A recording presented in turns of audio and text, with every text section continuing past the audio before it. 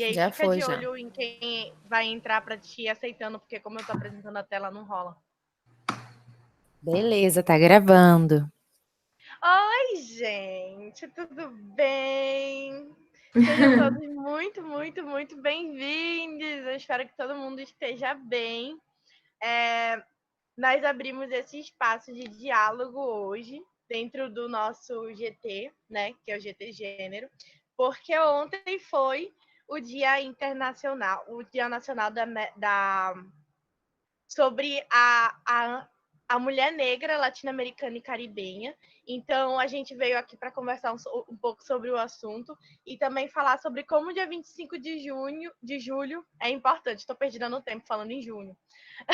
É importante para a gente e o porquê da gente necessitar falar sobre isso tudo e trazer isso para dentro do nosso GT. Mas antes da gente começar a fazer a nossa exposição, que vai falar um pouco sobre as histórias de personalidades e de ícones que fizeram parte da nossa história e das histórias de tantas outras pessoas que construíram a nossa realidade atual, a gente vai fazer um pequeno quebra-gelo que, na verdade, é muito semelhante com o que a gente sempre faz, mas só que hoje a gente vai ter um foco diferente. Vocês sabem que é super importante a gente falar sobre a importância de existirem e de se entender a existência de histórias múltiplas, né? Que não existe uma história única no mundo. A gente já conversou sobre isso aqui dentro do GT. E para quem está chegando de fora também, a gente sempre fala sobre a necessidade de entender a partir daqui, né? De onde a gente está falando. E aí, antes da gente começar a contar a história de outras mulheres, a gente quer perguntar para vocês, né, o nome de uma mulher que inspira vocês e por que elas inspiram. E aí a gente vai fazer de uma maneira diferente. No lugar de todo mundo falar, vai todo mundo pegar um papelzinho, uma caneta ou anotar no celular, não sei, e escrever essas duas respostas, né? Que é justamente escrever o nome de uma mulher que inspira você e o motivo dela te inspirar tanto e de ser significativa na tua trajetória, na tua luta, e assim vai. Então, a gente vai fazer isso agora, tá? Vocês vão ter 10 minutos para fazer essa reflexão, né? Esse momento mais zen, de pensar um pouquinho mais.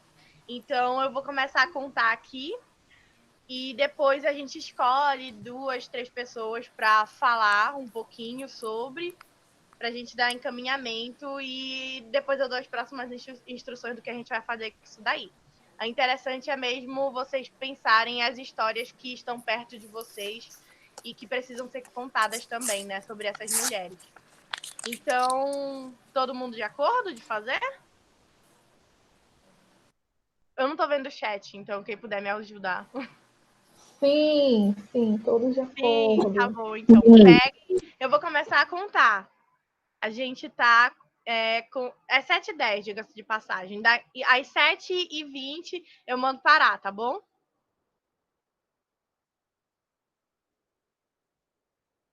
Sim, Sim? Tá bom. sim.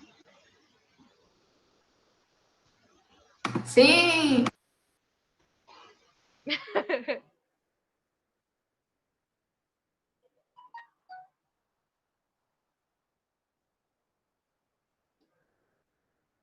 Madá, pode colocar uma música.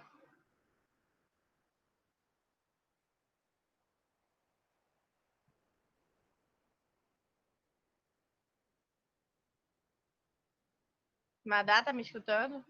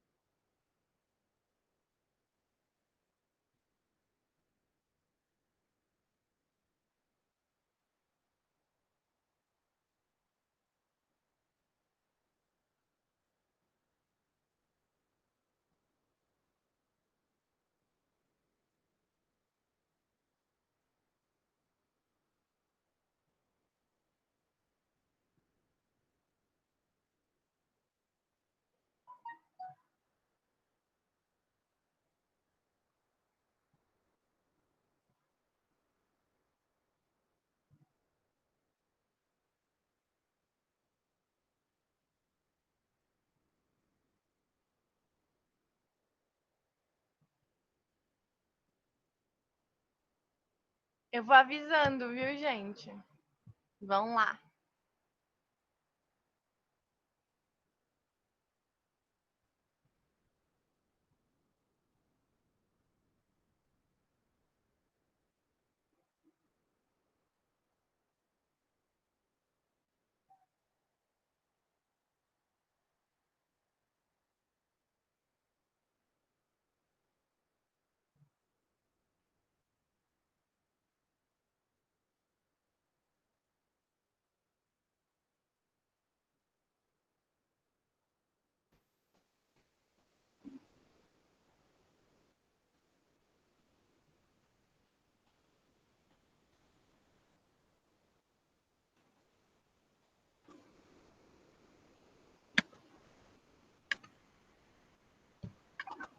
Faltam 5 minutos.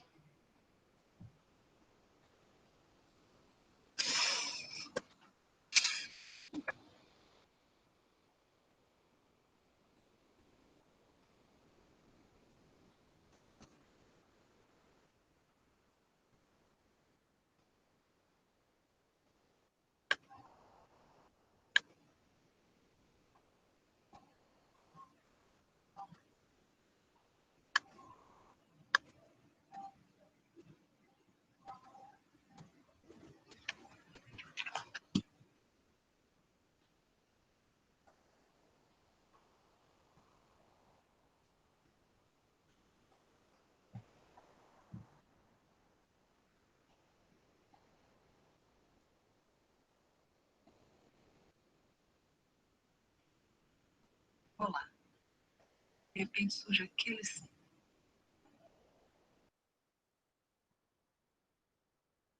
Faltam 4 minutos. A Madá era pra ter colocado uma música no fundo, mas eu acho que ela não tá escutando a gente.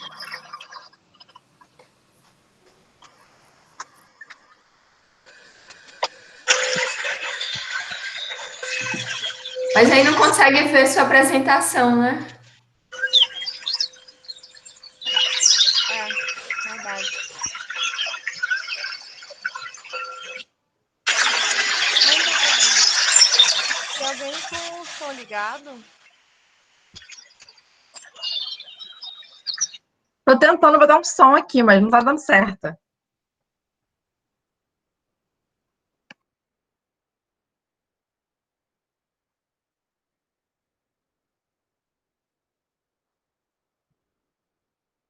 Ficou lindo esse slide.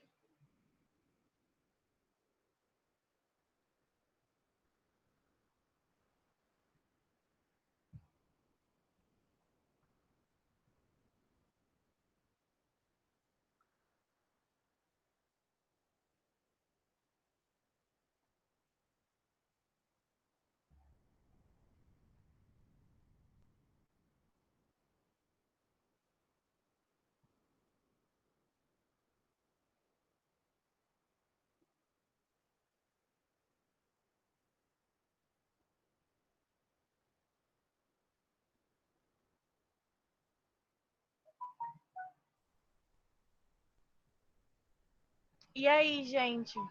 Vocês já acabaram?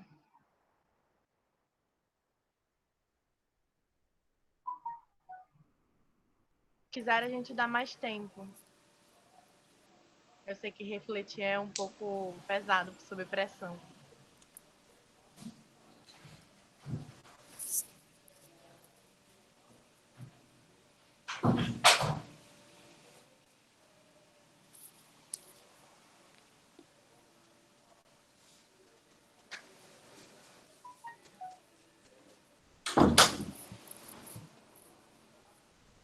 Já? 2 pessoas sinalizaram que sim. Eu já fiz o meu também. Então tá. Só mais um minutinho e a gente começa. E aí, Gi, você conduz daí, tá bom? Vai vendo quem pode ir falando, que eu não tô conseguindo enxergar. Tudo bem.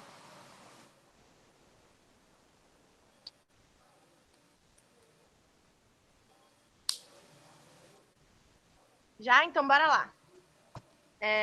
Era pra gente ter colocado uma música no fundo para ficar um clima mais gostoso. E então a gente vai começar a falar um pouco sobre essas histórias que não possuem tanto foco, né, mas que são significativas pra gente. São pessoas e são mulheres que fazem parte da nossa trajetória. E por fazerem parte da nossa trajetória, possuem um lugar no universo que também é significativo. Então, eu não estou conseguindo enxergar, mas a minha equipe já me enviou aqui que a Vitorinha, o Edmário e a Mailana conseguiram terminar a tempo. Conseguiram já finalizar. Eu queria escutar de vocês, gente. O que foi que vocês colocaram? Quais foram as pessoas que vocês selecionaram e o porquê? Vai, Vitorinha!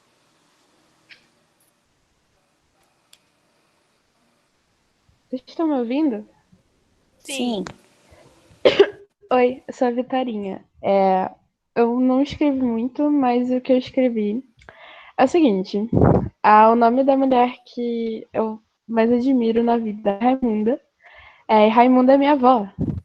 Por coincidência, é dia da avó. Muito nova, ela perdeu os pais e com a minha idade, aos 16, veio do Piauí ao Rio de Janeiro. Ela já trabalhou como cozinheira, babá, vendendo sabonete na rua. Tudo que é possível, ela já fez de tudo um pouco. E ela não estudou e ela não teve nenhum acesso à educação. Mas mesmo assim, ela sempre me incentivou muito a estudar. E ela sempre diz para mim que o conhecimento é algo que ninguém pode tirar da gente. Ela também é muito forte. Ela já teve 3 AVCs, mas ela continua aqui na Terra firme e forte, fazendo receitas muito boas. Eu adoro o quibe que ela faz, o banho de 2, mas o omelete dela é a coisa mais perfeita do mundo. E eu costumo passar o dia inteiro enchendo o saco dela, porque eu moro com ela. E ela tem os olhos verdes mais bonitos do mundo, e ela é uma mulher que eu admiro muito, porque apesar de todas as dificuldades que ela teve na vida, ela nunca desistiu e ela sempre me motiva a fazer o que eu acredito. E por sempre me incentivar a fazer tudo que eu gosto, que eu acredito, é também uma razão para eu estar aqui com vocês. Então, acho que é por isso que eu escolhi minha avó. Ai, Vitória, que lindo. Quase chorei. Muito inspirador, realmente. Assim, a gente fica com o coração quentinho quando escuta essas coisas. Qual vai ser a próxima pessoa que vai? Edmário, Mailana são os nomes que eu sei aqui, porque foi que me falaram que terminaram aí no chat. Eu não sei se mais alguém quiser ir. Vê aí. Oi, Boa oi, gente, noite. boa noite. Tá me ouvindo? Aqui em casa do lado tá rolando uma sonzeira, uma zoadeira, mas eu tô aqui no fundo da casa para ver se consegue abafar um pouco daquela zoada. Mas enfim, gente. Então, não anotei no caderno, não anotei no papel, anotei no próprio celular, só que como eu não tô vendo, né?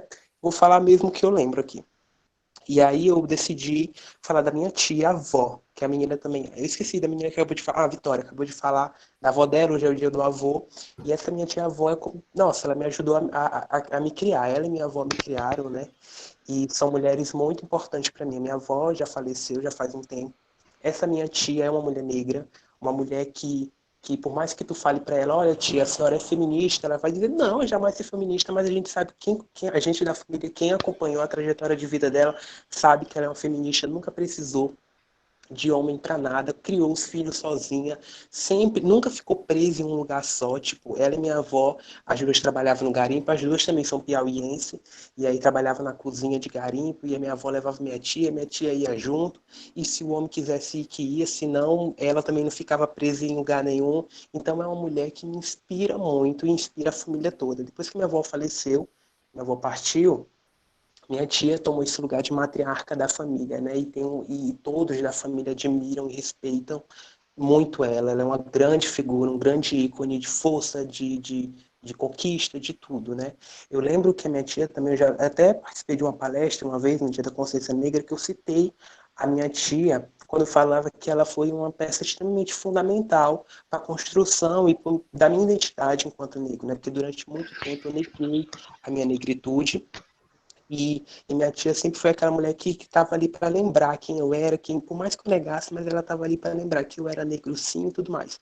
Por mais que naquele tempo eu, criança, não entendesse tudo que ela falava, com o tempo, com o amadurecimento, e também com muita porrada na cara, quando a gente começa a ouvir do outro que a gente é, eu entendi, né? E foi graças à minha tia. Então, minha tia, para mim, é tudo, assim, meu norte, eu amo ela demais. E é isso. Ai, que lindo, Ed. Ai, Posso chamar de fico Ed? emocionada. Pode chamar de Obrigada Ed, por sim. Que compartilhar com a fofo. gente. Sério, a história da tua tia me lembrou de uma das mulheres que a gente vai homenagear hoje aqui. Sério. Tá, Anne, vai. Próxima pessoa e última, ou quem sabe a gente tenha mais alguém para falar.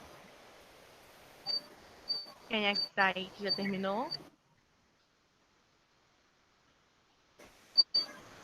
Eu vou falar, tá? Mailana. Oi, Douglas, pode falar. Então, estão me ouvindo bem? Sim. Sim, sim. Sim. Eu queria falar da minha mãe, sabe? Ela é uma pessoa especial Pode para falar, mim, amigo. porém eu não sou de admitir isso. Minha mãe, ela nasceu no interior daqui de Pernambuco e ela teve uma infância muito sofrida. Ela foi meio que abandonada pelos pais e viveu em casa de pessoas como empregada doméstica desde os 16 anos. E daí então ela migrou para a cidade, aqui em Recife. E aí ela construiu a vida dela com meu pai. E ela sempre foi muito dedicada e muito afetuosa comigo. Ela sempre cuidou muito bem de mim. E eu me sinto tão agradecido por isso, mesmo que tenha alguns deslizes como preconceito, mas eu consigo entender, sabe? Eu procuro ao menos entender. Ela sempre tentou me dar o que eu queria, sabe? Mesmo que ela não pudesse dar, ela tentava. E eu me sentia bem, sabe? Eu fui mimado, sabe? Um pouquinho. E assim, pra mim ela é incrível, só que eu não, não sei falar muito bem isso pra ela, sabe? Porque tem umas briguinhas, sabe? Enfim.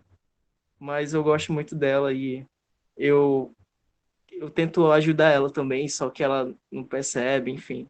Ela me inspira a continuar fazendo o que eu faço, sabe? Ajudar pessoas. Ela sempre foi também uma pessoa muito caridosa e eu também sou assim. E é graças a ela, sabe? Graças a família e o convívio que ela me proporcionou, enfim. É isso.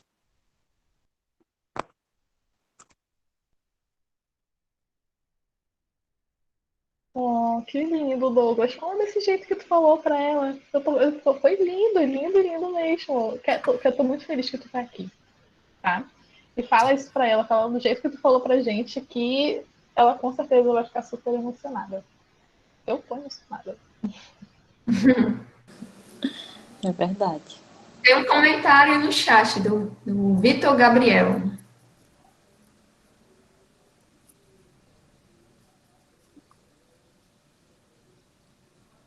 Alguém quer ler ou posso ler? Ele está com problema no áudio. Lê, Amadá, pode ler. Pronto. Ele diz que, como mulher inspiradora, ele escolheu a pesquisadora nordestina que faleceu esse ano, Gilberta, eu acho que se fala Bezabate. Ela foi uma pesquisadora incrível do Instituto Evandro Chagas, que contribuiu com muita pesquisa em saúde pública na região amazônica e lutou pelo direito a acesso à saúde da população negligenciadas e ribeirinhas. Além disso, ela foi fundamental demais para a fundação de um dos espaços mais importantes em todo o Norte, que é o Instituto Evandro Chagas. Uhul! Lindo, maravilhoso. Me lembrou de uma das mulheres que a gente vai falar aqui hoje também. Então, eu engajo.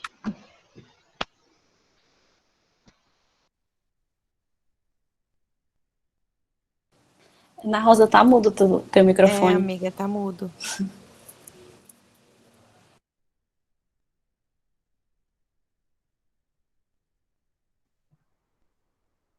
Quem me mutou? Não fui eu. Ninguém. Gente, eu tô falando aqui desesperadamente. Voltou. Não sei quem foi, mas voltou. Pode falar agora. Eu até falei pra Mônica aqui, amiga, eu tô falando, o pessoal tá falando em cima de mim. E aí... Tá. Agora que a gente terminou esses relatos, né, em termos, né? E assim vai.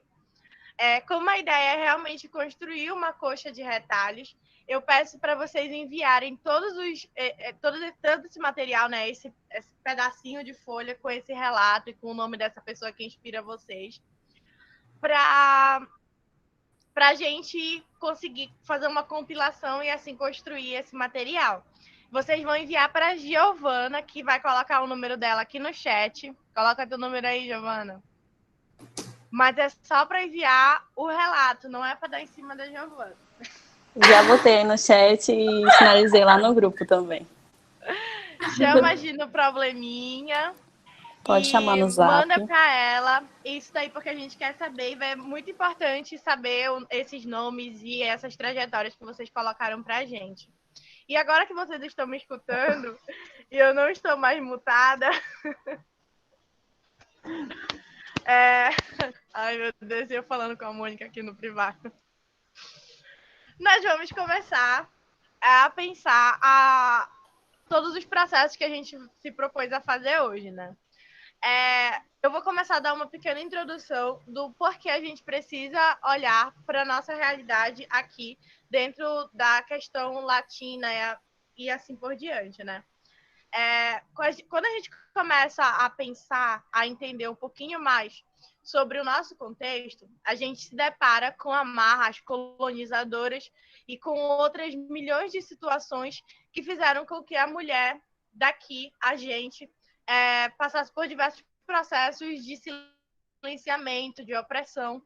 E isso marcou diversos tempos históricos da trajetória dessas mulheres ao longo da história.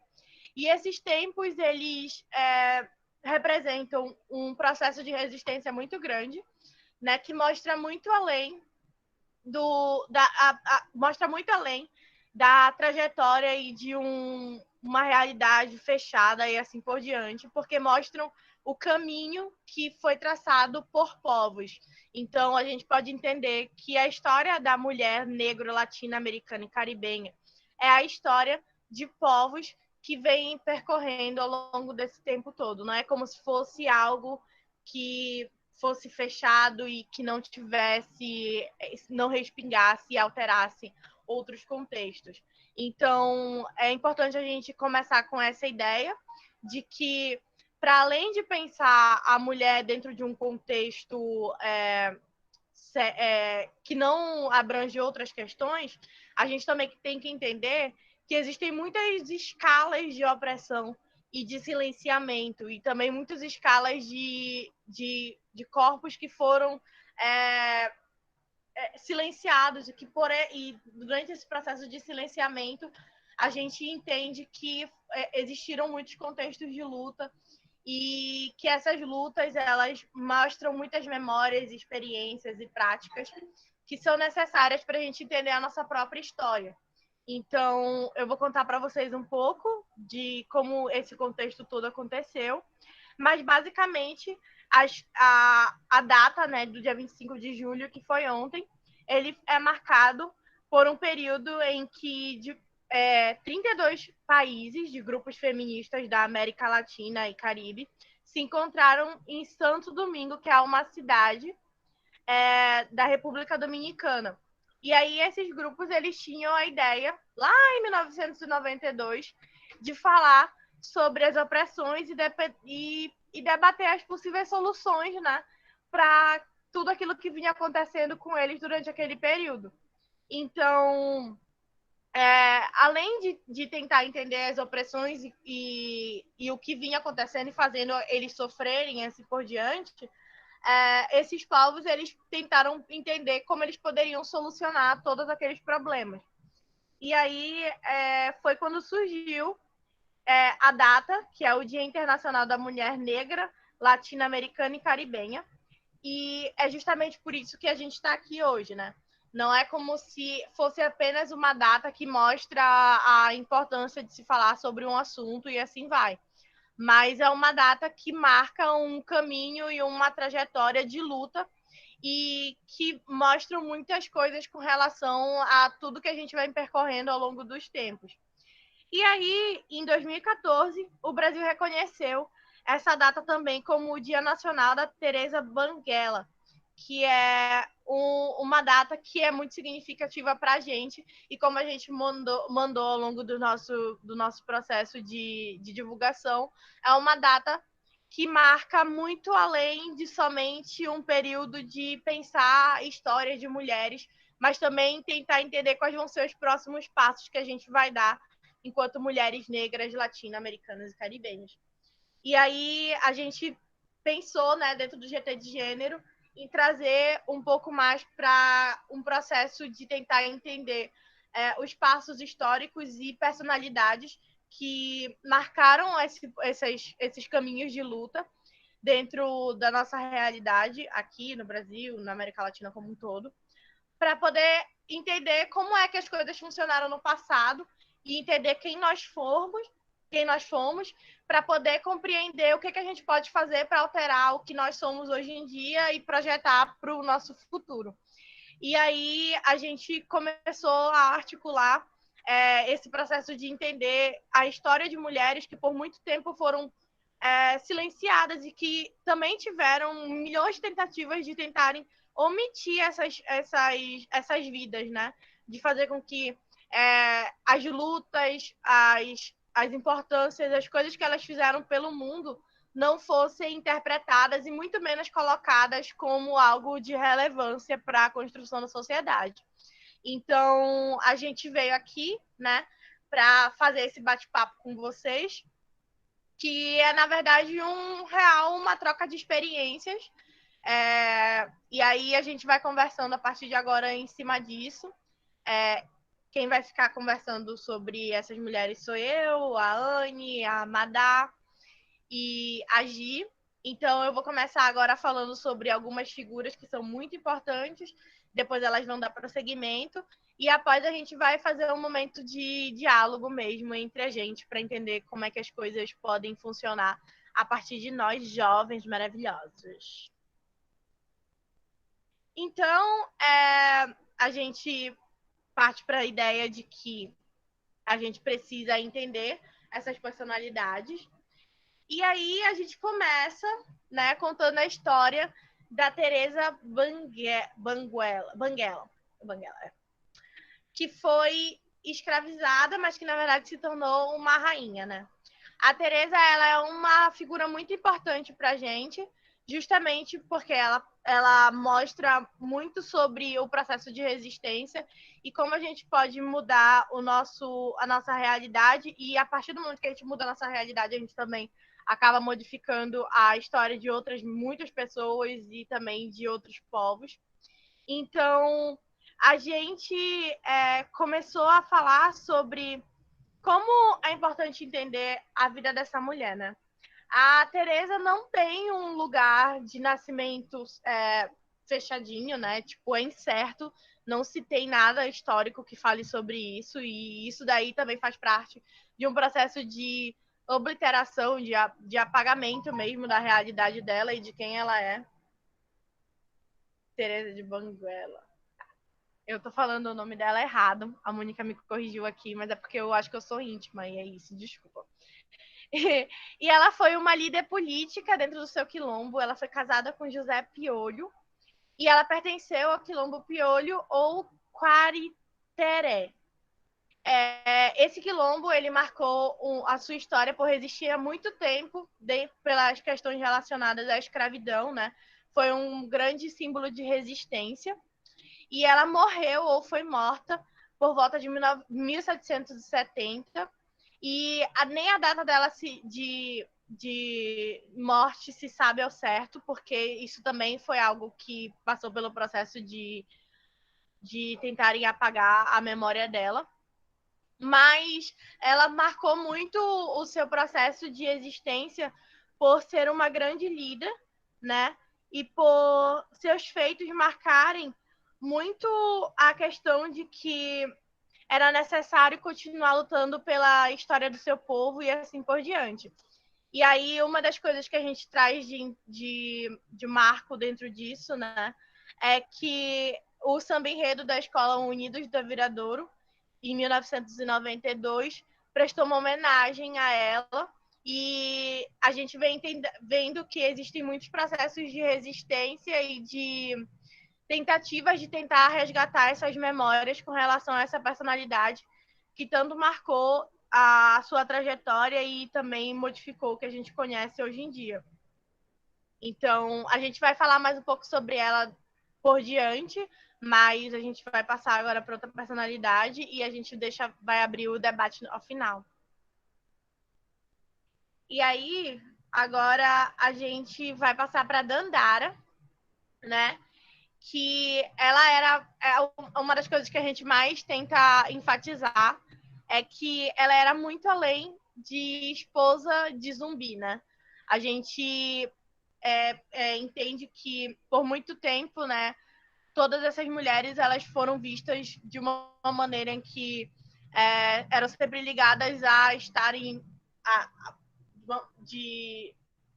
tentando construir a sua história e também de conseguir fazer com que fossem colocadas dentro do percurso de luta e assim por diante. E aí ela lutou por muito tempo, né, durante toda a sua vida, pela libertação do seu povo, e que era justamente o povo de Palmares. E aí ela foi considerada uma mulher que estava muito além do seu tempo, né? Justamente por ela lutar ao lado das pessoas que estavam ali dentro do seu espaço e que falavam muito sobre o que era o seu povo, a sua cultura e suas raízes.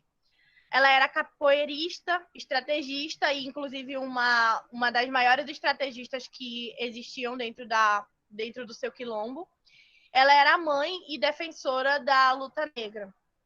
E como também aconteceu com muitas outras mulheres que a gente vai ver aqui, a história da Dandara ela foi apagada justamente pelas raízes machistas e racistas. Como a gente sabe, a história ela sempre foi contada por um povo branco que queria saber apenas de uma história única. Então, as outras epistemes, né, as outras origens das realidades, elas foram silenciadas e caladas mesmo. Então, ela também passou por esse processo. Então, é preciso a gente resgatar, né, essas histórias, como a da Dandara, que foi um símbolo, ainda é um símbolo de resistência e de luta.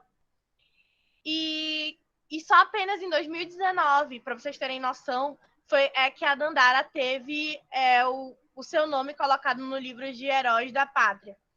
Que o do seu marido, né, que foi do zumbi, ele foi colocado 22 anos antes. Então, ele foi reconhecido como um herói antes dela. E a gente consegue ver isso a partir desse processo de silenciamento, né, e de exclusão da memória que ela trouxe pra gente e tanto ela significou com a sua luta. E agora a gente vai para Luísa Marim. Cadê? Eu vou me silenciar aqui. Então, gente, assim como a Dandara, a Luísa ela teve a sua existência atrelada a um homem, diminuída a um homem, que no caso da Luísa era o grande poeta abolicionista Luiz Gama. Só que, muito além da mãe de Luiz Gama, ela foi uma figura muito importante. Ela era uma africana guerreira, né, de uma origem certa também, mas membro do povo Maim, por isso o sobrenome. E ela teve um papel muito importante na revolta de Malê, na Bahia. Ela era uma mulher livre, né, quituteira, porque ela comprou a liberdade dela. E aí, enquanto ela vendia os quitutes, ela também passava mensagens em árabes para os garotos, para os caras, para eles organizarem a revolta. Então, assim, basicamente a revolta, ela tem um grande peso nessa revolta, que acabou dando errado, né, por causa de uma delação. Alguém acabou contando sobre a revolta antes do tempo, eles foram pegos desprevenidos e aí acabou não indo para frente. Mas quando ela deixou a Bahia, ela deixou o filho dela, né, o Luiz, com o pai, que era português. E ele vendeu o filho dele. Ele era um homem branco, né, e vendeu o filho dele porque ele tinha uma dívida de jogo. Então, o filho dela nunca mais teve contato com ela depois desse dia. Então, ele procurou ainda por muitos anos, mas não soube o que aconteceu com ela. Tem relatos, assim, muito incertos de que ela foi para o Rio de Janeiro e que de lá ela teria sido deportada de volta para a África, mas o Luiz, ele passou a vida inteira dele procurando a mãe dele e o irmão dele. E ele descrevia a mãe dele como uma mulher muito bonita e também muito forte e muito rebelde. Ela nunca se deixou levar e se tomou por vencida pelas coisas que as outras pessoas falavam. Ana, você pode passar? Obrigada. A segunda personalidade é a Laudelina de Campos. Eu vou ler brevemente e depois a gente vai destrinchar junto. Ela combateu a discriminação da sociedade em relação às empregadas domésticas, exigindo melhor remuneração e igualdade de direitos sociais. Bom, a Laudelina, ela foi uma pessoa muito importante para a luta das trabalhadoras do Brasil. Ela teve a militância dela ganhou o teu político, né, formal, quando ela se filiou ao Partido Comunista Brasileiro. Mas ela fundou a primeira associação de trabalhadores domésticos do país e ela trabalhou para a fundação da Frente Negra Brasileira, que foi a maior associação da história do movimento negro, chegando a ter até 30 mil afiliados. E se não fosse a luta dela, essa briga dela que ela teve durante toda a vida, a gente não teria conseguido, né, fazer com que o trabalho doméstico tivesse um aspecto mais formal, como carteira de trabalho, previdência social. Então, a Laudelina, assim, o grande marco que ela é atrelada, geralmente, é a luta doméstica. Mas não é só isso. Ela também tem uma participação muito importante em atividades culturais e sociais. Ela fazia parte, ajudou a fundar um teatro experimental negro, que ele tinha como principal objetivo elevar a autoestima e a confiança da juventude negra, através de grupos de teatro, de dança, de rodas.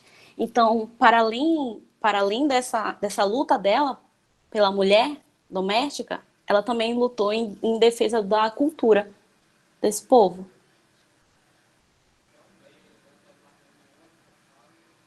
Aí é isso.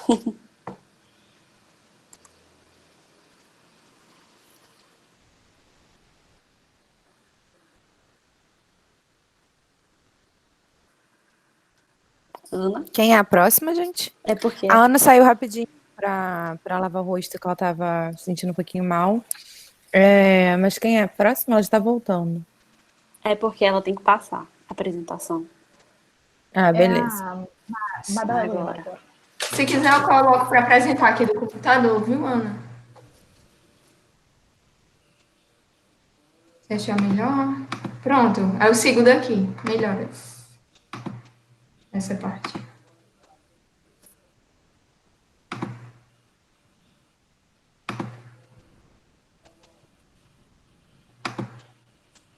Vocês estão vendo bem? Você ainda não apresentou, Madá, tá, Ana? Você tem que clicar em compartilhar a tela.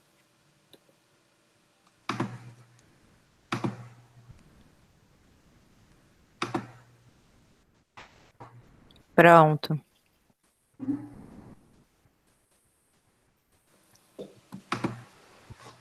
Pronto.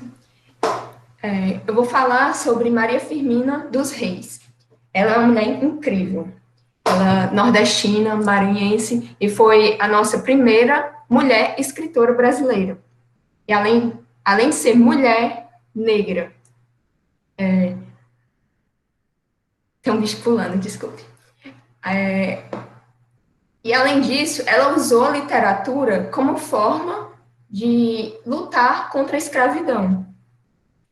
Ela foi a nossa primeira escritora abolicionista, antes de Castro Alves e outros escritores. E isso é muito relevante. Ela foi à frente da sua época. E, além disso, ela foi, além de ser escritora de romance, foi poeta, musicista, professora. Ela foi aprovada em um concurso, sendo a primeira mulher aprovada em concurso na cidade dela. Inclusive, esse momento, os moradores da região quiseram homenageá-la, levando em um palanquim, que é como se fosse uma cadeira com braços. Braços com onde 4 escravos poderiam levá-la, né, cada um levar. E ela achou aquilo ridículo e disse que que aquilo era um absurdo fazer isso com escravos, que ela iria a pé fazer isso, porque eles eram seres humanos da mesma forma, não eram animais, né? Claro, nem animais merecem, mas ela foi muito à frente do seu tempo. Até na questão de homenagens, ela queria respeitar o seu povo.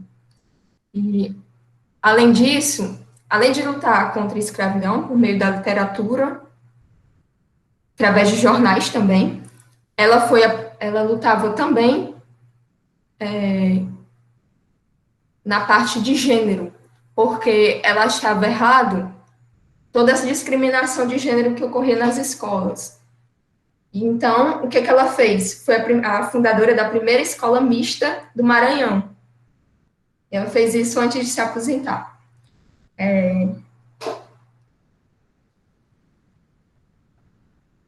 A sua obra-prima se chama Úrsula, e que eu aconselho que vocês leem. Essa obra está gratuita, é gratuita pelo Senado Federal, vocês podem baixar no site, e pelo Kindle também vocês encontram gratuitamente. Mas um ponto muito interessante da história de Maria Firmina é porque ela foi apagada da história por muito tempo.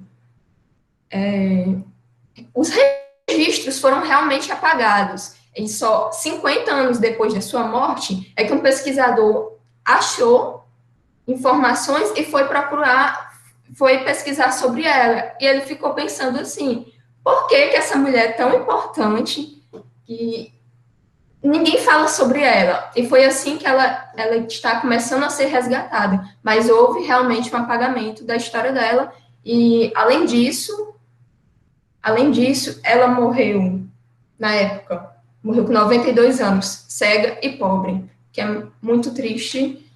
E a nossa literatura deveria recuperar Maria Firmina dos Reis. E agora eu vou falar de outra escritora brasileira, mais contemporânea, que é Carolina Maria de Jesus. Carolina Maria de Jesus, ela é uma representante da nossa literatura como a voz da favela. Ela traz, através da literatura, uma denúncia social por meio do que ela viveu, trazendo suas experiências, seus relatos. Ela morava na favela de Canindé, que fica nas margens do rio Tietê, em São Paulo. Ela mesma usa essa palavra, literatura marginal, por dizer que favela é as margens da sociedade. E o que ela fazia? Ela era uma catadora de papel e mãe solo, tinha 3 filhos. Aí ela recolhia papel e, entre isso, cadernos. E com esses cadernos, ela começou a escrever um diário, como uma forma de esquecer a fome que passava, tá? Como ela própria dizia. Bem forte, né, isso? E um jornalista estava fazendo uma matéria sobre a realidade da população da favela do Canindé. Aí ouviu, de repente, Carolina Maria de Jesus gritando lá do porquê queria silêncio, falando para os moradores fazer silêncio, que ela estava escrevendo seu diário. E aquilo chamou muita atenção dele, que a mulher querendo escrever. Isso nos anos 60, né? Aí o que aconteceu? Ele achou aquilo sensacional e quis saber mais sobre os diários dela, porque era uma forma de ele saber sobre a realidade daquelas pessoas. E então foi tentado transformar os diários de Carolina Maria de Jesus em livros. Foi recusado por várias editoras, até que uma aceitou, e foi um sucesso. Ele foi esgotado no primeiro dia de venda, no dia de lançamento, ela autografando, e foi cerca de 600 vendas, o que era muito, mais do que escritores como Jorge Amado, e na livraria estava presente, inclusive, Clarice Lispector e outros intelectuais. E foi uma forma de mostrar uma denúncia social e a voz da favela, porque na própria livraria foi colocado fotos e frases muito fortes sobre aquela realidade, aquela denúncia.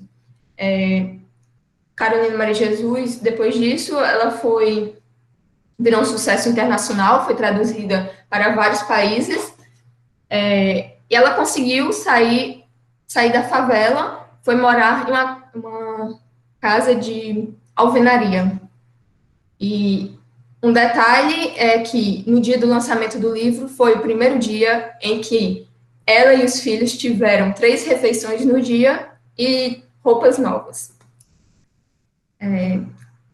Depois disso, ela também passou, meio que pessoas se aproveitaram, de certa forma.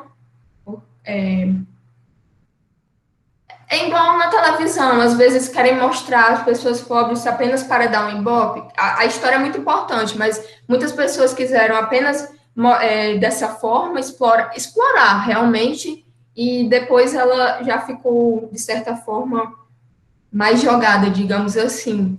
E a casa que ela tinha, ela precisou vender devido problemas financeiros, e ela foi morar comprou um sítio, foi morar já numa parte periférica.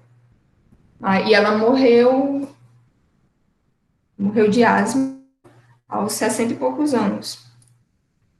É muito importante lermos livros como o dela, os livros de Carolina Maria de Jesus, e como de Maria Firmina, porque trazem realidades e vozes que precisam ser escutadas. Passo agora para Virginia Bicudo, que a nossa colega vai falar. Oi, gente. Meu nome é Anne. Vou falar para vocês agora dessa cientista fenomenal. Eu acho que foi Vitor, né? O menino que colocou no chat como inspiração dele, uma cientista.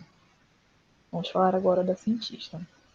Eu vou só cronometrar aqui minha fala, porque eu geralmente tendo a falar muito e eu não quero me alongar demais. Então vamos lá. Essa mulher maravilhosa nasceu em 1910 e morreu em 2003. Em 1910, é importante lembrar que a abolição foi em 1888. 1910 é o quê? Dá o quê? 20 anos, 25 anos, 30 anos no máximo da abolição. Muito pouco tempo. Ela, como vocês podem ver, ela é uma mulher negra mais clara. Vamos ver como as coisas vão se desenrolar daí. Ela nasce em São Paulo. Ela é filha de uma imigrante pobre, de origem italiana, com descendente de pessoa escravizada. E a família dela, ela viveu, pelo que eu li, ela é uma família muito boa, e ela viveu... ela foi muito incentivada por parte dessa família, teve um bom suporte familiar. Ela trabalhou como professora. Importante notar que, naquela época, quando as mulheres terminavam o ensino básico, elas não iam para o ensino médio, para tal ensino médio. Elas faziam, a maioria delas fazia o normal, que era o curso para ser professora.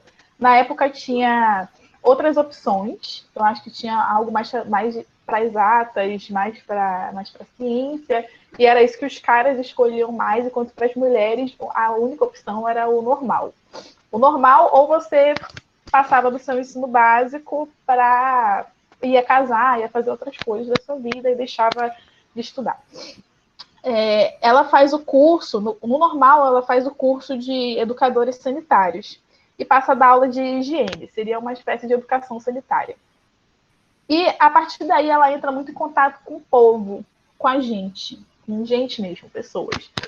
E ela começa a se interessar muito pela sociologia, e ela entra para fazer a graduação, a Faculdade de Ciências Políticas e Sociais da Escola Livre de Sociologia e Política, que era a antiga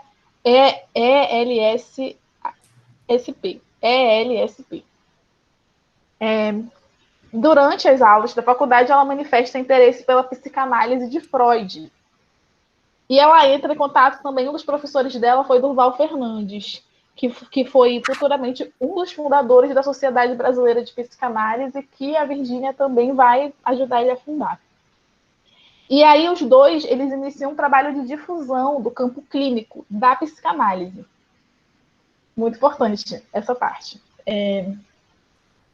E ao final dos anos 30, ela passa a atuar como educadora sanitária e visitadora psiquiátrica.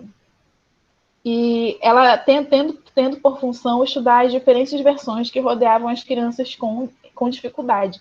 Ela teve um trabalho muito bom, tanto com as crianças, tanto com a classe trabalhadora, que era constituída majoritariamente de pessoas negras. Entendeu? Então ela tinha, se você for pesquisar os trabalhos dela, se divide muito nisso. Esse era o foco dela. E ela foi muito reconhecida nessas duas matérias. Olha, nos anos 40, edita um programa de rádio que procurava escutar os problemas enfrentados por pais na educação dos filhos. Portanto, a primeira forma de psicanálise praticada no Brasil se dá no espaço público, tendo uma jovem mulher à sua frente, assumindo forte abrangência social. Então, a pesquisa dela era essa. Hoje em dia, não sei se a gente que está nas redes sociais, a gente vê muito que existe um grande debate, ainda mais se você está na universidade, se você é pesquisador, você sabe que existe esse debate de, para quem a sua pesquisa serve? Você divulga a sua pesquisa para a classe trabalhadora? O trabalhador conhece o que você está fazendo? O trabalhador que te financia? A Virgínia, ela já tinha esse estalo, tipo, em década de 30, 40, entendeu? Esse era o foco dela, porque ela tinha essa noção que ela vinha da classe trabalhadora. Se você vê a foto da formatura dela na faculdade, ela é a única mulher, entendeu? E ela tinha essa noção que a gente fala muito hoje, pelo menos eu só tive contato ainda agora, de você externar sua pesquisa para fora dos portões da academia, para fora dos castelos, das redomas, entendeu? E é isso, achei importante notar. Vamos lá, abrangência social. Ela se forma em 1938, tornando-se a única mulher a obter o título de socióloga naquele ano. Naquele ano todinho, só a Virgínia se formou. Ela entra no mestrado, e a dissertação dela tem o seguinte tema, minha gente. Atitudes raciais de pretos e mulatos em São Paulo. Vamos analisar esse título. Esse título, nessa época, 38, o que rolava nas ciências criminais era uma criminologia, eu posso estar falando merda aqui, mas era da escola de Chicago, que tinha como grande percussor César Lombroso. Lombroso era aquele cara que media, ele achava que existiam alguns tipos de pessoas que estavam predestinadas ou pré-estimuladas a cometer delitos, que eram pessoas negras. Eram pessoas que tinham o crânio de uma certa maneira, o nariz de uma certa maneira, o cabelo de uma certa maneira, todos os traços negroides. Então, quando ela fala atitudes de pretos e mulatos, eu lembro muito essa pegada da criminologia, dessa parte da sociologia que estuda os crimes que, querendo ou não, foi muito difundida e é um reflexo que a gente reflete até hoje nisso. E aí, por que pretos e mulatos? Como eu disse para vocês, Virgínia é uma mulher negra clara. Se você for pegar aquela mesma foto que eu disse para vocês, aquela foto da formatura dela, ela com os colegas dela, você vai ver, você pode até se confundir, achar que ela tem a mesma cor, porque ela realmente ela é mais clara. E aqui, nessa tese, ela traz a sociologia junto com a psicanálise. Ela quer entender o quê? Ela quer avaliar como o racismo é... Peraí. Como o racismo atua na psique da pessoa, como o racismo age por dentro, entendeu? Gente, é extremamente interessante. É extremamente interessante. Ó, deixa eu ver onde é que eu estava. Aqui. E esse foi o primeiro estudo sobre o tema defendido no país, porque era um país que você não discutia raça. Era algo que estava lá, que estava presente, mas você não podia falar, entendeu? E até porque pessoas negras não tinham acesso à universidade. Então, como você ia discutir se você não tinha pessoas para realmente para pautar essa discussão?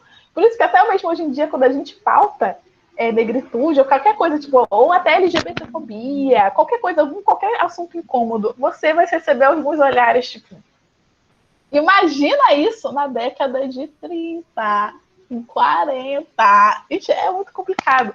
É muito difícil. Virgínia foi lá e meteu o dedo na ferida. Gente, eu imagino ela defendendo essa dissertação. Imagina ela defendendo essa dissertação. Entendeu? O que ela não deve ter ouvido. Isso é coragem, gente. Isso é coragem.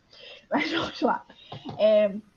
Primeiro estudo, ela debateu a existência de preconceito racial, mesmo com a diminuição das diferenças sociais. Porque, por exemplo, a Virgínia, ela era uma mulher fora da média, entendeu? Ela sabia ler, entendeu? Naquela época, a maioria da população brasileira não tinha ideia de como, nem perspectiva de saber ler, da leitura. Ela sabia ler e ela estava no ambiente acadêmico. A família dela dava força para ela. Então, provavelmente, ela tinha uma condição econômica um pouquinho acima, com certeza, entendeu? E ela faz essa discussão entre raça e classe. Que até hoje, se você tem contato com... Eu sigo alguns pesquisadores da temática negra, e é algo que eles falam muito. E até hoje é muito debatido. E ela foi uma das precursoras disso tudo. Bom. Mais de artigo jornalístico. Ah, sim, aqui, ó. Ela promovia a psicanálise por forma de artigos jornalísticos. Ela escreveu também para alguns jornais. Ela era uma pessoa capacitada para tal, ela já era mestre e ajudava o Durval nas empreitadas e tal. E ela foi publicamente acusada de exercer medicina ilegalmente durante o primeiro Congresso Latino-Americano de Saúde Mental em 1954. Lembrar que a profissão de psicólogo só foi regulamentada em 62, sendo que em 37 ela já tinha se candidatado para se tornar membro da Sociedade Brasileira de Psicanálise em São Paulo, só que ela só foi efetivada em 45, entendeu? E ela diz bem aqui, ó, ela diz em uma entrevista, ela falou que no momento ela estava sentada e todos os médicos de pé, e todos gritando, absurdo, psicanalistas não são médicos. Foi horrível. Olha que eu quase me suicidei por isso. Você ouviu outras pessoas dizendo, você é charlatã, você não fica de pé, você vai para casa e quer morrer. E é exatamente isso, você ter a sua... parece que a gente sempre tem que se provar, entendeu?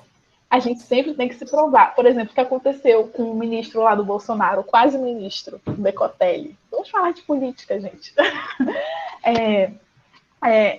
É como se a gente tivesse sempre que... Eu lembro que meu pai sempre fala, Anne, os seus diplomas, por mais que seja tudo pela internet hoje em dia, faz uma pasta. Guarda todos os seus diplomas na ordem. Quando você precisar levar tudo, entendeu? Porque você sempre vai ter que se provar 2 vezes mais. E a gente sabe que é isso. A gente tem que andar super resguardada. E Virgínia, ela já tinha feito tudo. Ela era mestre, ela era graduada, ela tinha feito tudo, mas ela ainda tinha que passar por situações assim. Ela pediu a requisição, não tinham dado ainda, entendeu? Ainda tinha que passar por dissabores e momentos extremamente constrangedores como esse. E lembrando que a maioria dos pacientes dela nessa época ainda eram pessoas marginalizadas, ainda eram crianças marginalizadas. Olha, eu passei um pouquinho do meu tempo para Virgínia. Mas eu só vou falar aqui, ó, que ela foi convidada para compor para a Unesco. Cadê? Deixa eu ver aqui. Londres. Cadê? Ela foi convidada para. A Unesco convidou ela para compor um estudo sobre as relações raciais no Brasil. Porque eles achavam estranho, porque lá nos Estados Unidos você tinha realmente leis que delimitavam ali os espaços brancos, espaços negros e tal. E aqui no Brasil você não tinha uma legislação, pelo menos não tão explícita, assim, de segregação racial. E o governo propagava aí o mito da democracia racial para torta e direito, propaga ainda hoje, sabe? E eles queriam entender por causa disso. O grande nome o chefe, né, o organizador desse estudo foi Florestan Fernandes. E Virgínia também estava aí nesse bolo, e ela avaliou essa parte da psicologia, sociologia, que era a área dela.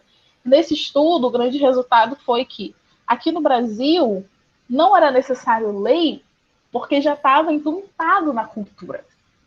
É como se as pessoas já fossem pré-estimuladas a saberem que elas não deveriam acessar alguns espaços, que elas seriam barradas. E isso foi muito da pesquisa da Virgínia, que seguia essa parte mais psicológica, dos danos psicológicos do racismo. Entendeu? E ela foi muito importante nesse estudo. E ela foi para Londres estudar. Em 1955, ela se muda para Londres, onde ela permanece 5 anos estudando sobre psicanálise infantil. Ao retornar ao Brasil, assume a direção do Instituto de Psicanálise da Sociedade Brasileira de Psicanálise de São Paulo. E na década de 70, ela funda a Sociedade de Psicanálise de Brasília. Então, em Londres, tem uma foto dela junto com o presidente JK. Tá belíssima, tá maravilhosa. Mas ela também está bastante clara. Se vocês a verem, vão achar que é uma mulher branca. E ela funda a Sociedade de Brasília porque ela também passa a atuar lá. A partir do momento que ela volta de Londres, o nome dela fica muito conhecido e ela passa, inclusive, a consultar a ter como paciente mulheres ricas, pessoas de mais poder aquisitivo. E aí ela funda a Sociedade de Psicanálise de Brasília e ela se torna essa mulher super chique, moderna, que possui 2 endereços, passa a andar de avião toda hora. Isso para uma mulher negra da década de 70. E muito engraçado que ela morre em 2003 e os amigos dela falam que ela pode ter vivido, procurado se encaixar todos esses meios enquanto mulher branca, porque era uma facilidade dela. Mas ela morreu, com certeza, com uma mulher negra. E se você for procurar as fotos dela, as fotos de 2003, a foto dos anos 2000, você vai ver ela com turbante, com coisas assim, tipo, coisas referentes à cultura negra. É maravilhoso, gente. É uma pessoa maravilhosa. Me identifiquei horrores com a história dela. Entendeu? Uma pesquisadora perfeita. Primeira pessoa não médica a ser reconhecida como analista no nosso país. E é isso aí, vamos passar para outra. Eu vou ligar o ar aqui.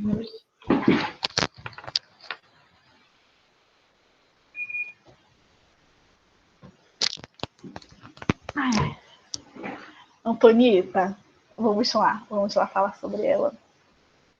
Antonieta me lembrou a tia do Ed, que disse que a tia dele não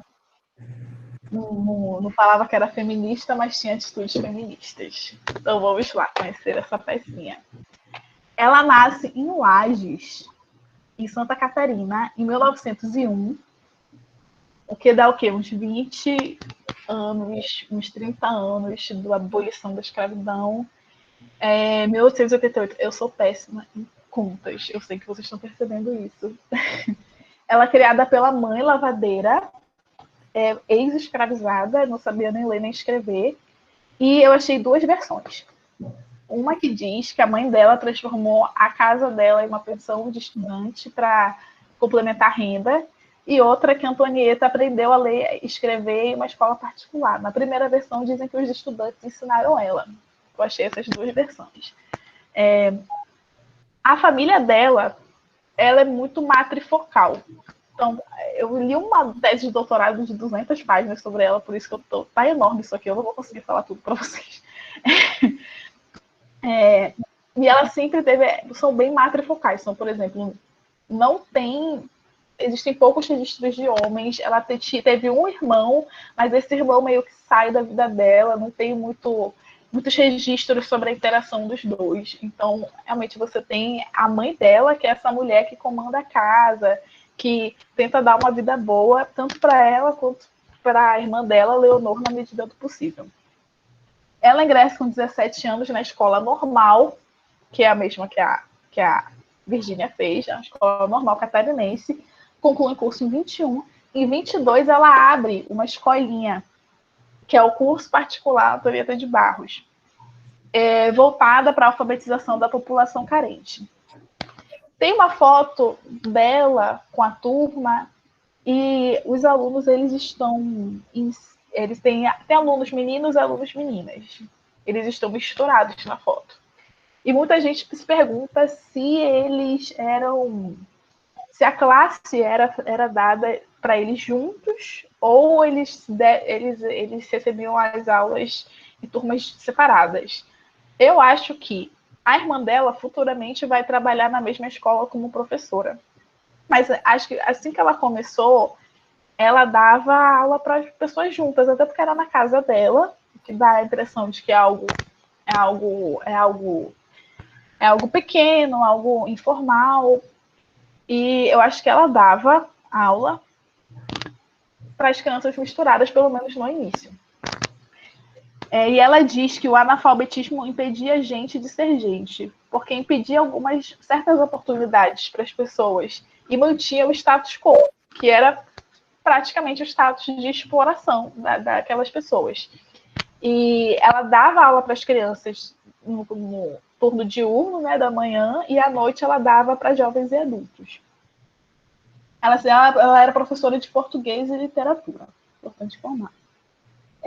Porque as pessoas acham que mesmo com com o espaço pequeno que ela tinha acesso, ela dividia os alunos por sexo. Porque a Antonieta, ela era uma mulher recatada, discreta e virtuosa, porque o recato, a discrição, a doação e a virtude eram qualidades que habitavam as mulheres na carreira do magistério.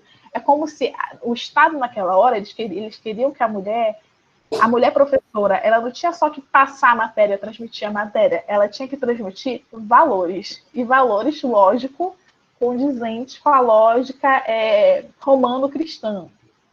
Entendeu? Bom.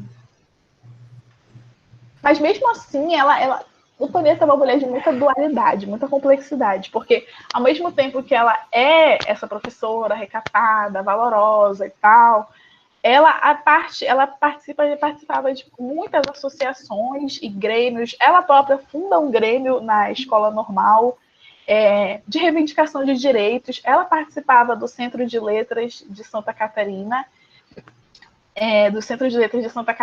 sendo que esse centro ele foi criado porque os autores negros da Academia de Letras de Santa Catarina não deixavam pessoas negras participarem da academia. Então, os autores negros fundaram um centro acadêmico de letras, e lá eles se reuniam, e tinha muitos homens também, e tem foto delas com os caras. É muito importante sobre a Antonieta, nessa seara afetiva, que a gente tem que falar, mas a gente está falando de mulher negra, tem que falar de afetividade. Não tem muitos registros dela, não existe registros dela, para falar a verdade, com registros amorosos, tipo, a Antonieta foi casada. Ela não foi casada, ela não teve filhos, entendeu? É quase como se ela tivesse prezado por uma descrição total nessa seara, entendeu? Não tem registros dela com outra pessoa. É como se ela tivesse se resguardado, mas do ponto de vista da reputação mesmo dela. Não por causa da religião ou qualquer outra coisa, é porque a gente sabe que a gente que é mulher negra, a gente sabe que a gente tem um passo de ser sexualizada. E se isso é uma realidade pra gente, no século XXI, em 2020, a gente sabe que se a gente ficar com a pessoa errada, na hora errada, no momento errado, no lugar errado, acabou. acabou. Parece que a pecha de promíscua, para não dizer coisa pior, tá sempre logo ali. E Antonieta prezou que isso não acontecesse com ela, de modo geral. E em relação... E ela foi, por participar, por estar em contato por ser professora, por participar dessas associações, ela começa a escrever para jornais. Ela chegou a escrever para 2 jornais simultaneamente. E muitas pessoas falam sobre a relação dela com o Vidal Ramos, que ia ser o governador do estado de Santa Catarina. Parece que a mãe dela, no tempo de escravizada, teve algum contato com a família Ramos, e também, mas eu acho que a própria Antonieta, ela estava ali. O Vidal Ramos, ele ajudou, a família Ramos ajudou na fundação do Centro de Letras de Santa Catarina. E ela se constitui como uma grande aliada dele. Inclusive, e ele tem essas conexões com o jornal, então as pessoas dizem que muito provavelmente ele ajudou a abrir essas portas para ela. E nesses escritos, existem algumas coisas que merecem ser pontuadas. Tipo,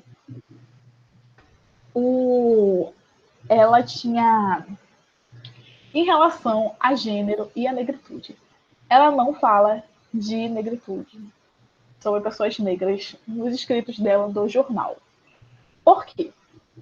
Ela usa muito o termo classe trabalhadora. Ela é crítica do marxismo, mas ao mesmo tempo ela usa muito classe trabalhadora, operários. É como se ela, não sei se vocês assistiram o BBB esse ano, mas os participantes, para não caírem no mesmo coisa que prejudicou a Gaiola ano passado, eles meio que falavam pessoas marginalizadas, etc. E eu acho que Antonieta agia no mesmo subterfúgio. Entendeu? Ela usava a classe trabalhadora como subterfúgio para falar sobre pessoas negras, pessoas como ela. E sobre o feminismo. Ora, em alguns momentos ela se mostra como aliada, e em alguns momentos ela se mostra como completamente rechaçando, entendeu? Por exemplo, o voto feminino, ela acha que é em decorrência da própria Constituição. Mas em alguns momentos ela tem uns discursos muito, muito, muito feministas. Muito feministas. Por exemplo, esse aqui, ó. Deixa eu ler para vocês. Que seremos nós, as mulheres, irracionais ou domesticadas? Porque esta questão de inteligência e aptidões femininas, hora em foco, se resume, digamos, de passagem, em classificar a mulher entre as criaturas superiores ou entre os irracionais. É isto que está agonizante e querem reviver. Inferior aos próprios irracionais, doméstica e domesticada, se contentará eternamente em construir a mais sacrificada parte do gênero humano? E ela realmente tem isso, e ela critica as mulheres que só ficam em casa, donas de casa, cuidando do marido e tal, mas ao mesmo tempo ela não se diz feminista. Inclusive, é importante notar que um dia antes dela assumir uma coluna do jornal mais importante de Santa Catarina, tem uma moça lá que é feminista, e essa moça põe e divulga na coluna dela o poema de Monteiro Lobato, A Negrinha. E as pessoas dizem que isso foi uma espécie de shade para Antonieta, sabe? E a única vez que ela se manifesta na coluna dela sobre pessoas negras é depois que ela assume o mandato na Assembleia, depois que ela se torna deputada estadual, que um desafeto de Vidal Ramos chama ela, fala que Vidal está se contaminando com fofoca de senzala, meio que tipo um shade com Antonieta. E ela realmente fala, inclusive, o discurso dela sobre isso é um pouco cringe. Cringe é uma palavra em inglês, eu acho que dá para ser traduzida para Ozzy, na linguagem aqui de Recife, ou para crisar. Crisar, em Manaus seria crisar. É um pouco estranho, porque ela destaca como as pessoas negras são leais, e são... Ela é meio assim, ela era uma pessoa de sua época, não dá para você tirar a pessoa da sua época, ela tinha suas complexidades. E E a luta de Antonieta, ela se pauta muito, tanto na coluna, tanto no mandato dela, ela se pauta muito pela educação. Então, ela mesma, ela tentou fazer a educação do serviço público, ela tenta rumar pelo serviço público, mas ela não consegue, ela fala que não conseguiu porque ela não tinha um pistolão. O que seria um pistolão? Pistolão é aquela pessoa que vai lá e consegue as coisas para você, entendeu? Aquela pessoa, o QI, que indica, entendeu? E ela consegue, na Assembleia, que concursos públicos sejam feitos para admissão de professores, que existam critérios mais objetivos para a eleição de diretores de escolas. Ela se pauta nisso, ela se pauta muito na educação feminina, entendeu? E essas são as coisas que ela consegue. Ela era essa era a bandeira dela, era isso que ela fazia. E ela era maravilhosa dentro do tempo dela e dentro das perspectivas dela. Ela conseguiu tornar o ambiente mais justo e equânime para as pessoas. De certa forma, ela ajudou a classe, como ela falou, a classe trabalhadora no geral. Mas se você for pensar que a classe trabalhadora era mais pessoas negras, ela ajudou, ela foi muito importante para a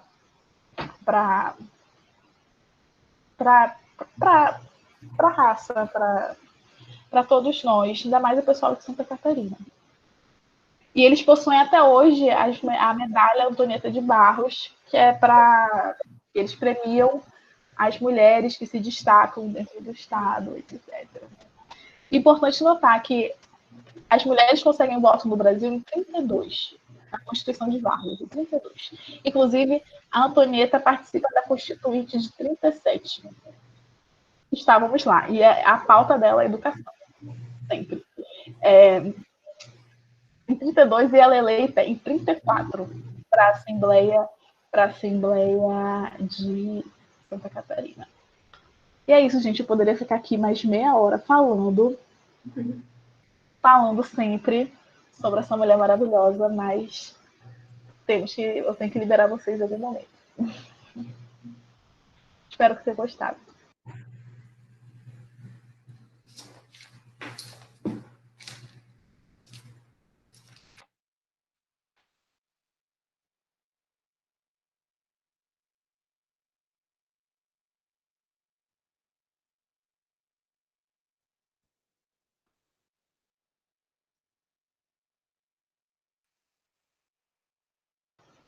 E aí, gente, alguém quer compartilhar algo sobre o que aprendeu, quem mais gostou, ou alguma história que impactou?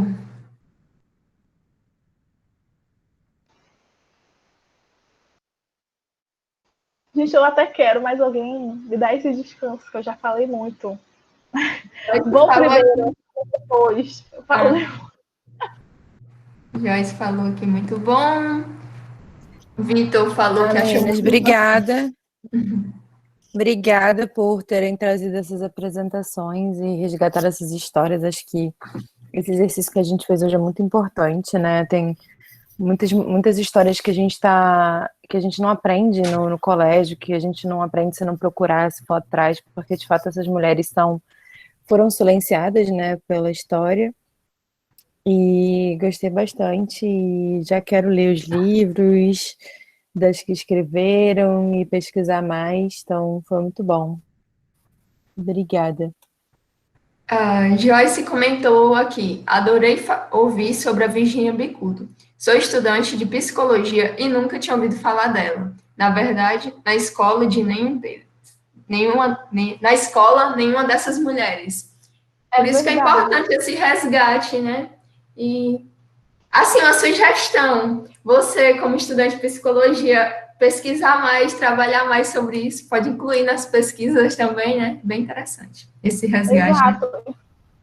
Importante notar, Ned e Joyce, que a tese da Virgínia só foi publicada pela USP, né? Porque a faculdade dela virou USP, e depois de 65 anos de defendida, a dissertação dela, aquela que eu falei para vocês. Então é como se eles praticamente quisessem, né, que essas narrativas ficassem debaixo do tapete, esquecidas. Por isso que a gente tem que fazer esses eventos justamente para resgatar essas memórias, tá? Igual, por exemplo, eu sou estudante de Direito. E tem muito estudante de Direito que nunca ouviu falar sobre Luiz Gama, que é o filho da Luísa Marim, né?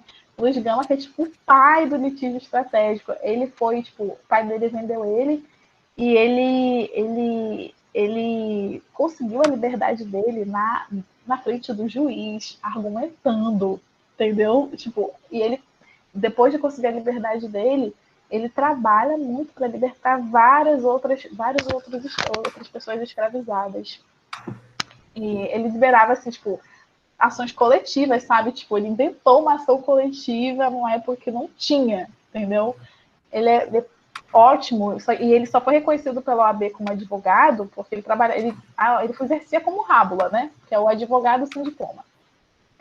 Em 2009, para você ter ideia, entendeu? É o que a gente passa, né? Nesse Brasil sendo do Brasil, mas a gente tem que ir atrás mesmo e fazer valer a nossa voz, que muitas vezes estão aí, né? Nessas histórias. Mas alguém queria compartilhar alguma coisa? Alguém que chamou a atenção?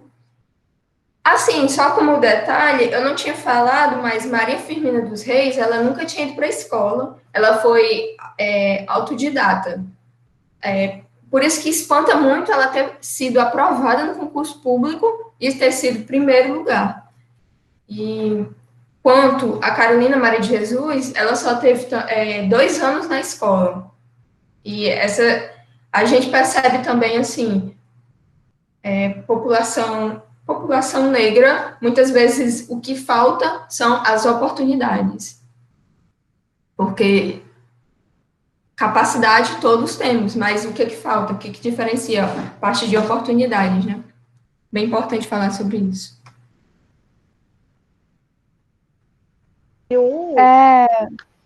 Posso falar rapidinho? Pode. Então, eu gostei muito, tipo, algumas dessas mulheres eu já tinha ouvido falar, enfim, porque eu estudei na escola, tive que fazer trabalho, mas outras eu tô pasma, sabe? Tipo, cara, como eu nunca ouvi falar delas, por que que eu não tô ouvindo essas histórias? E muito nessa reflexão de, tipo, ficar, caramba, por que que eu não tô aprendendo sobre algumas mulheres que vocês mencionaram na escola? Eu acho que talvez é muito importante a gente pensar que, enfim, o que vocês fizeram aqui hoje, maravilhoso, incrível. Mas também pensar que esse conhecimento, né, que vocês estão passando para a gente, caramba, o que a gente faz para chegar em outras pessoas, né? Porque, enfim, muito legal que está chegando em quem está aqui, nessa sala do Meet. Mas como é que a gente faz para chegar nas massas, sabe? Como é que faz para chegar na galera mesmo? Eu fico pensando nisso, mas, assim, ficou muito bom. Eu adorei o panorama que vocês deram, a história, tipo, a riqueza dos detalhes, curiosidades e tudo. E vocês estão de parabéns mesmo. Eu espero muito que um dia grande parte do Brasil, ou todo o Brasil, saiba quem são as mulheres fortes que a gente tem e quais foram as que estiveram no passado para que a gente pudesse estar aqui hoje, né? Enfim, parabéns. Obrigada. Mais alguém quer falar? Obrigada, Vitória. Eu falei com a Ana que eu fui com as Eu meninas queria no geral. agradecer. Eu queria falar também sobre a Luísa. Amei a Luísa, de verdade. Fabulosa, eu adorei, muito, muito engajadinha ela. E o livro Quartos de Despejo, eu queria saber muito mais sobre ele, sabe, assim, a questão da venda, foi alguém que falou aí, que ficou entre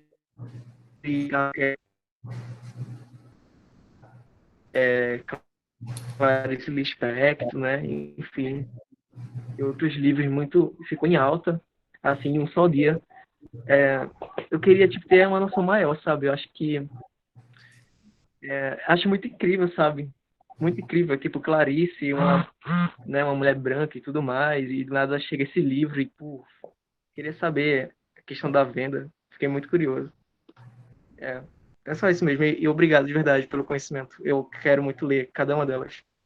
Beijinho. Uma curiosidade é que antes dela morrer, pouco tempo antes dela morrer, ela entregou um outro livro para ser publicado a franceses. E esse livro foi publicado 10 anos depois, que é o Diário de Betita, que fala sobre a infância dela, é outro livro dela. E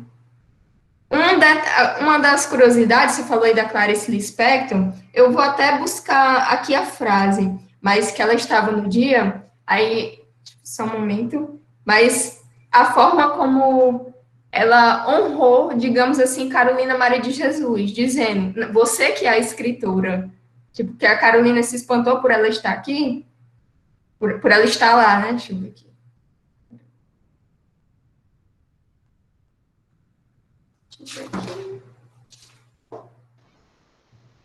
E uma curiosidade sobre esse dia de lançamento do Quarto de Despejo, que a Clarice teve um jornalista que viu as duas, tirou uma foto e publicou bem assim no jornal. Falou, parecia Clarice Lispector e Carolina, parecia uma patroa junto de sua empregada.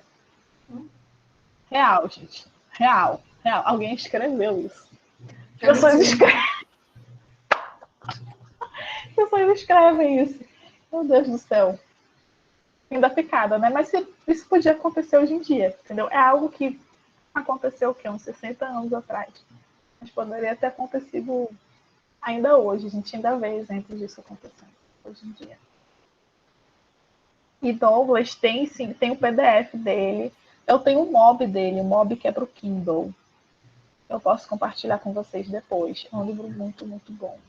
Madá, quando você achar aí, pode me cortar, tá? E, assim, eu acho bem importante falar dessa questão. Eu gosto muito de ler literatura, e é muito importante, nesse nosso hábito de ler, a gente incluir mulheres negras também.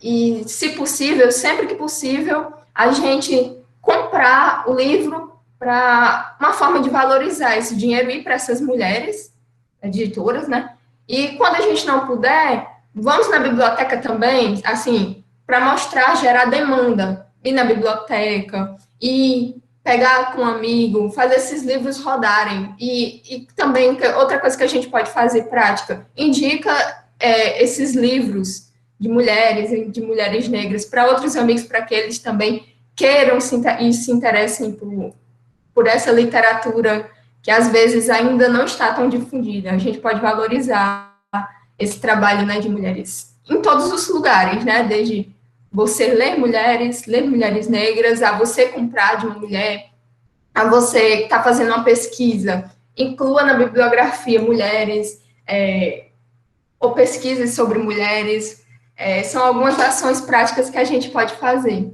E nas eleições, que tal a gente também colocar, que a gente falou de política, que tal a gente colocar mulheres também no nosso plano, né? Quando a gente estiver pesquisando, que tal a gente votar em mulheres também? Fica aí essa indagação, né? De sugestão de coisas práticas. Em relação a Carolina, vai ser lançada uma nova coleção dela, que a filha dela vai lançar ano que vem, junto com a Companhia das Letras. Boa oportunidade aí da gente investir o nosso dinheirinho, né? Sim. Ótima coisa. Adorei, gente. Eu sumi porque passei mal no meio da apresentação. Mas acontece nas melhores famílias. Eu acho que a gente já pode encerrar a gravação, né, Anne? O que vocês acham? Vou encerrar. Eu queria só fazer tipo um entrelace rapidinho de Antonieta vai lá. com a nossa campanha de mulheres na política. Eu falei para vocês que a Antonieta, por mais que ela fosse uma mulher religiosa, recatada, virtuosa, etc. Ela teve a sua importância justamente na educação, que era a pauta dela. Ela conseguiu fazer altos avanços. E ela conseguiu fazer tudo isso só porque ela estava lá. E talvez tudo que ela tenha feito foi no objetivo de alavancar a pauta dela e também de se proteger. Por exemplo, eu comparei a figura dela com a figura de Marielle. E as duas eram professoras. Antonieta foi eleita em 34 e Marielle em 2017. Eu escolhi Marielle porque Marielle é a figura política negra mais falada, de mulher, né, mais falada atualmente. As duas foram professoras, as duas participaram de movimentos e associações, mas enquanto Antonieta era na dela, era recatada, era religiosa, a Marielle era LGBT, e ela falava abertamente sobre a cultura negra, coisa que Antonieta não falava muito para se proteger. E Antonieta não teve cônjuge, a Marielle teve um cônjuge e uma filha. Antonieta admitia suas ambiguidades com o feminismo, a Marielle era feminista. A Antonieta morreu com 50 anos. A Marielle morreu no atentado, como todos nós sabemos, com 38 anos. Então, a gente tem que estudar essas mulheres, entender suas complexidades e colocar elas no poder, gente. Colocar elas no poder. Colocá-las no poder porque elas são elas, entendeu? Porque elas são elas e elas são importantes. Precisamos compreender elas e estudar sobre elas, porque só assim a gente vai conseguir uma mudança efetiva nesse país. A gente precisa montar a Assembleia Legislativa, a Câmara de Vereadores, Câmara dos Deputados, Senado Federal, que tenham a nossa cara, entendeu? A gente pode discordar uma da outra. A gente está vendo, não sei se vocês estão sabendo, essa tretinha da Djamila, uma menina de esquerda. Gente, as duas são maravilhosas, né, gente? As duas são maravilhosas, perfeitas. A gente tem que consumir o conteúdo das duas e fazer as nossas críticas, fazer as nossas pontuações. E porque isso aqui, uma coisa que a gente tem que pensar muito, pessoas negras são diversas, entendeu? Nós podemos ter posições políticas em relação a outras questões. A gente pode ser diverso, a gente pode ser diferente, e é exatamente isso que está a nossa força, entendeu? Na nossa diversidade, na nossa complexidade. Então, faço convite para vocês apoiarem a nossa campanha, que está nascendo, que é o Mulheres da Política. Votem em mulheres, apoiem mulheres, comprem de mulheres, principalmente mulheres negras, principalmente mulheres marginalizadas. E é isso, bebês. Eu ia falar agora só a frase que eu tinha dito, que vou ler aqui.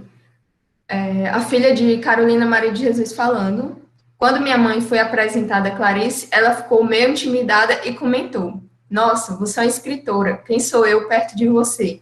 E Clarice respondeu: posso ser uma grande escritora, mas você é a única que conta a realidade. Isso é bem interessante, porque todo esse relato, tudo isso que ela traz nos seus diários que foram expostos, vem disso, na realidade, né? E é isso. Mas alguém quer falar alguma coisa? Ou eu posso colocar uma musiquinha aqui pra gente encerrar? Ou tem mais algum aviso?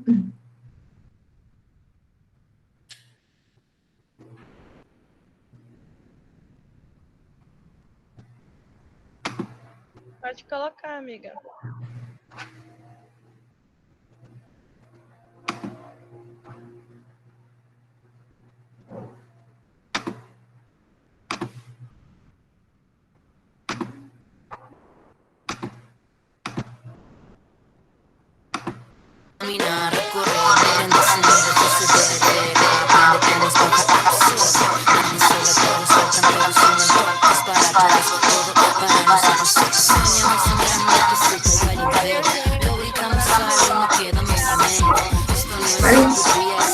Quero que eu